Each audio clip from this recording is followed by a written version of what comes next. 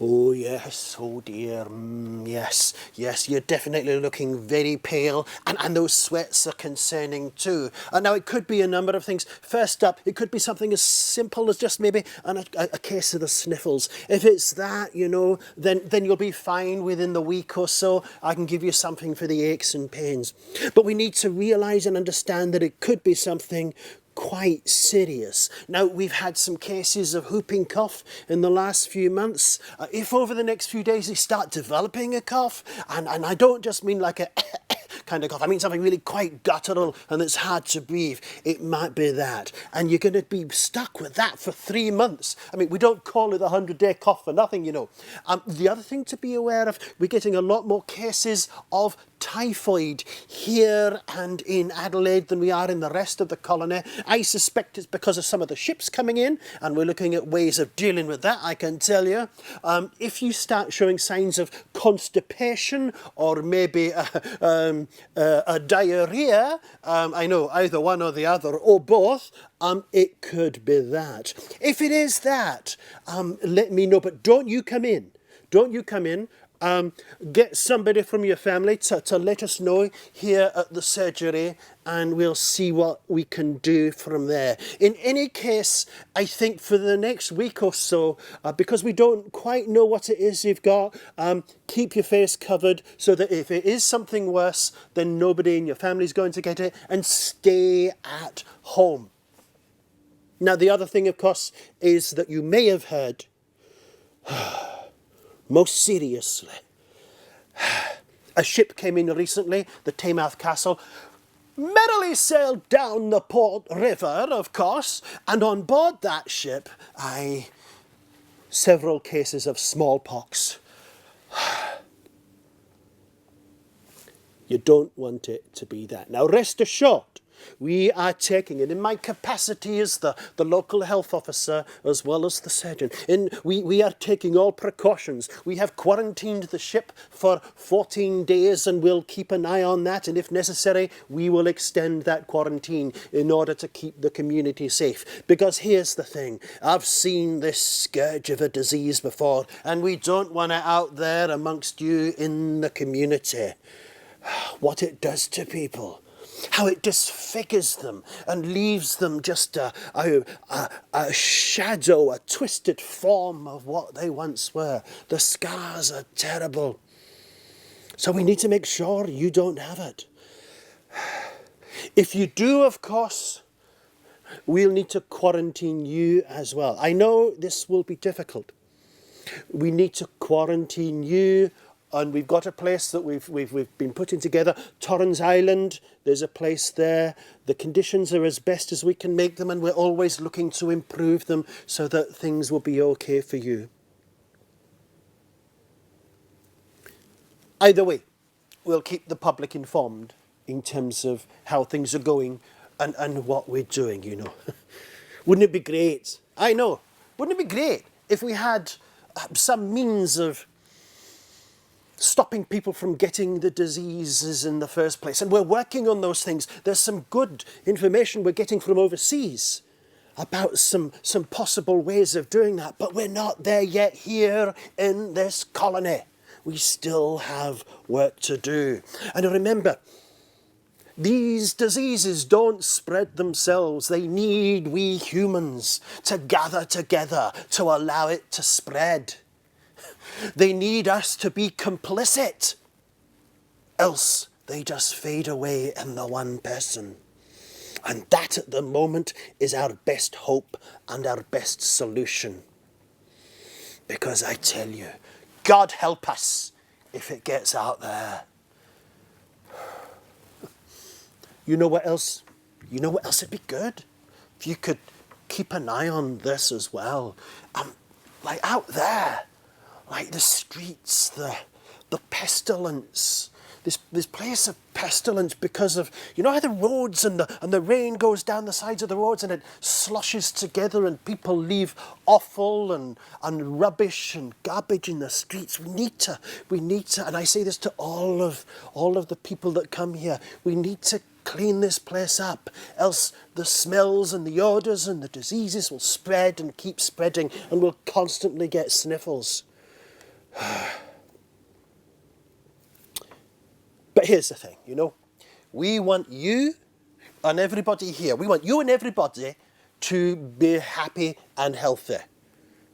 And to be happy, you need to be as healthy as you can, I think. A healthy population is a productive population. The colony cannot grow without being healthy.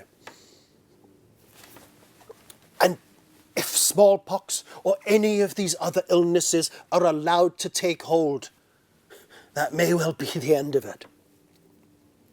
So, while we all hope what you have is just a little sniffle, we need to take those precautions. So, take this home with you, couple of drops on your tongue, morning and night, and whatever aches and pains you have, it'll help alleviate those. And let's see how this thing progresses over the next few days and the next week, and then we can take matters from there. Thank you so much for coming in. Port Adelaide was built in the midst of a mosquito-infested swamp. Its nickname, it had several, one was Mudhole, the other was Port Misery. So that kind of sets the scene for what it was like. You had, ports are notoriously filthy places, they attract heavy industry. So within several decades of this place being settled, you had flour mills, you had timber yards, you had boat building yards, you had a harbour that was a forest of masts. When you have all that industry, you have quite a lot of sort of food that is a great attraction for vermin like rats. Very unhygienic. You have raw sewage, you have the byproducts from industry being poured straight into the Port River. So you didn't have a lot of good drinking water, you had poor sanitation. And, diseases like cholera, typhoid, typhus, they blossom in places where there is poor sanitation. So obviously ships and ports are the gateways to disease in a colony. Ships did bring in disease. Now smallpox had actually reached South Australia prior to European settlement in 1836. So it had travelled from the eastern colonies and it was decimating the First Nations communities along the Murray River. It had already reached here and it was not a nice disease. So they had pustules forming on their body which scabbed over. When the disease, their body started to reek. When the disease attacked the organs, it killed. So it absolutely decimated the First Nation populations here and in the rest of Australia. Cholera was another disease that came in via ships. I mean, it was caused by contaminated water, but the first quarantine stations set up in Australia responded to the cholera pandemic that gripped Europe from 1831 to 1832. So North Head in Sydney got its first cholera station in 1837. We were a little bit behind that. Again, an awful disease. Basically, you had a fever, you became dehydrated very quickly and you could die within several hours, your skin going blue. So cholera was a major concern and the impetus behind the first quarantine stations. But we didn't really have quarantine facilities in South Australia until the 1870s. Handasyde Duncan was a very interesting character. So he was born in 1811 in Scotland, qualified, got his medical degree at the University of Glasgow, decided to migrate to South Australia, but not as a medical officer or as a doctor. He wanted to be a farmer. But he travelled here on the Catherine Stuart Forbes as the surgeon, the ship's surgeon. Worked out pretty soon that he wasn't going to make a living from farming. So he volunteered his services at the Adelaide Hospital and that gave him time to build up a private practice in Port Adelaide. He was appointed assistant colonial surgeon fairly soon after that, a couple of years after that, and the medical officer or health officer for Port Adelaide. He was really concerned about diseases coming in on ships and he knew he didn't have the resources to deal with the inspection of ships coming into port just by himself. So he agitated for more help. He ended up getting shipping reporters were turned into assistant health inspectors, and they inspected the ships with him. But, again, it wasn't a great solution because they didn't really understand disease. You needed a doctor. He was very concerned that there'd be some means of quarantining ships. Initially, patients or ships that were deemed to carry disease, everyone stayed on the ship for 2 weeks. That was the quarantine facility. Later on, and Handasyde Duncan really pushed for this, they had hulks, so sort of derelict ships in the Port River, and passengers were transferred to a hulk like the Clarendon and kept there under a watchful eye, but people went AWOL. Wasn't too hard to jump ship in the Port River. Eventually, I think it was the 1870s, he pushed for the ship Fitzjames to come to South Australia, so it was towed over from Melbourne, and that became a quarantine facility. There was an outbreak disease on a ship called the British Enterprise. In fact, it had whooping cough, it had typhus, it had measles, it had smallpox, so it was riddled with disease in 1877, and they had to quickly fit out the Fitzjames for that. That exercise cost £12,000. So the colonial government went, this is not going to work for us, we need to think about a permanent quarantine facility.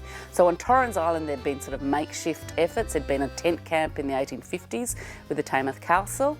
There had been some, again, sort of, very rudimentary structures in the 1870s, but from 1879 to the early 1880s, they started building a permanent structure, which included 30 prefab cottages and an isolation hospital, bathing facilities, that sort of thing. Poor old Duncan didn't get to see it come to fruition. He was so stressed by the British Enterprise episode that he relinquished his medical duties and died several weeks later in 1878. And true to form, he decided that he had to have a post-mortem because he did not want to be prematurely buried, which was a great fear of many people in the 19th century. I think places like Torrens Island Quarantine Station worked. They did their job. They kept people who could have carried disease away from the rest of the community, and they did it in a humane way, and it stopped outbreaks of disease in South Australia. I mean, we were affected by the Spanish flu, but I wonder how much worse it would have been if we hadn't adopted those quarantine measures. And we can see that quarantine, albeit it's carried out in a different way today in the COVID-19 pandemic, people are still kept separate, they're isolated, and we can see that it is working.